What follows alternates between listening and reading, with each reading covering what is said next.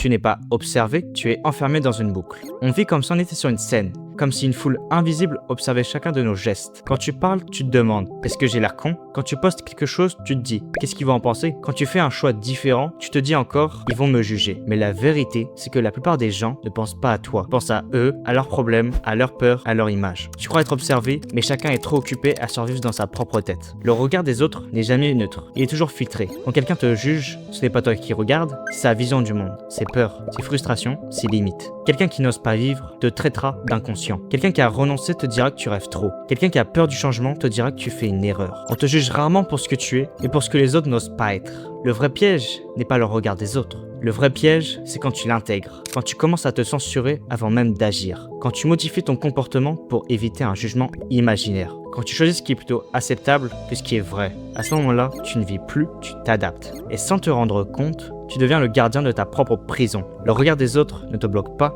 c'est toi qui t'arrêtes avant même qu'ils parlent. Pense à la dernière fois où tu étais mal à l'aise en public, dans la rue, à l'école ou au travail. Tu pensais que tout le monde te regardait, mais si tu te souviens bien, personne ne t'a parlé, personne ne t'a arrêté, personne ne s'en souvient. Parce que la scène se jouait dans ta tête, pas dans la leur. Tu as vécu un jugement qui n'a jamais eu lieu. Jean-Paul Sartre disait « L'enfer, c'est les autres ». Mais ce qui pointait surtout, c'est le fait de se définir uniquement à travers le regard extérieur. Le problème, c'est pas les gens qui existent. Le problème, c'est de leur donner le pouvoir de dire qui tu es. Tant que tu cherches à être validé, tu vis sous condition. Chercher l'approbation, c'est déléguer ton identité. Les réseaux ont amplifié ça. Les likes, les vues, les commentaires. On confond visibilité et valeur. On confond opinion et vérité. Mais rappelle-toi, une opinion n'est qu'un bruit, un regard n'est qu'un angle, un jugement n'est qu'un instant. Ce qui est bruyant n'est pas forcément important. La peur du regard des autres vient souvent d'une chose, le besoin d'être accepté. Mais l'acceptation a un prix. Se taire quand on voudrait parler, se plier quand on voudrait avancer, se cacher quand on voudrait exister. Et à force, tu finis par ne plus savoir si ce que tu fais est vraiment toi. À force de vouloir être accepté, on finit par disparaître. Le jour où tu comprends une chose essentielle, les gens oublieront. Ils oublient ce que tu dis,